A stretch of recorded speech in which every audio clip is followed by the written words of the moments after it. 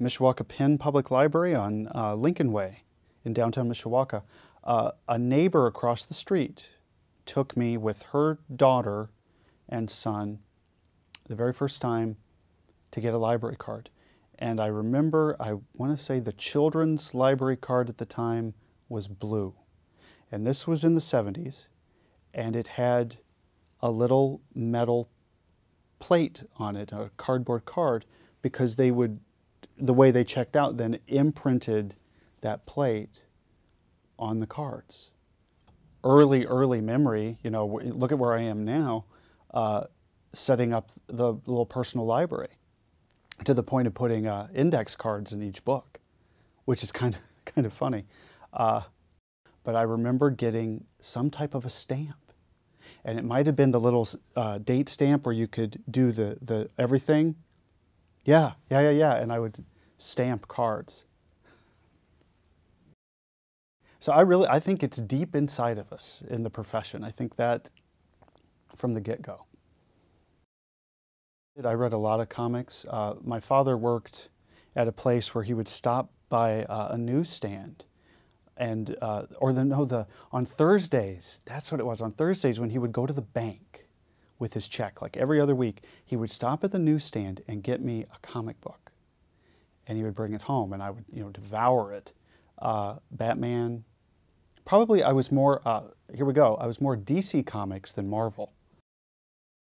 In the late spring of '91, a job appeared in the paper for assistant manager of audiovisual services at the St. Joseph County Public Library in South Bend, Indiana. And I knew that would be the perfect job for me. I applied, that was probably my first real application process. I had the suit, and the library was under construction then. I remember sitting in the basement where the admin offices were temporarily housed for my interview. And it felt good. It felt really good. And one of the ladies interviewing me before we started, I'll never forget this, she put her hand on mine and said, "Are you nervous?" I said, "A little bit." She said, "You're going to do just fine." And you remember those things. I think the libraries will be circulating books 20 years from now. It's so easy to take a book anywhere. And we always hear that when we talk about e-books and books going away. Well, you can't take a computer to the beach.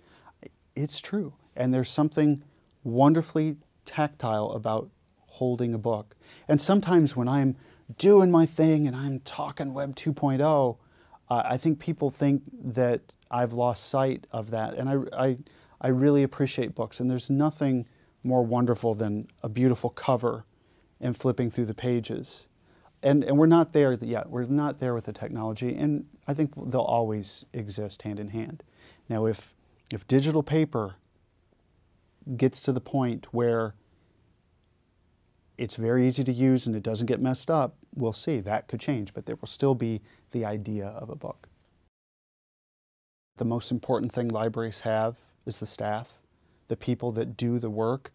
Sometimes we lose sight of that for different reasons. We lose sight of it because we have techno-lust and we just want all the coolest computer stuff because that's what we think makes the library the library. That's wrong. It's the folks and it's the human connections.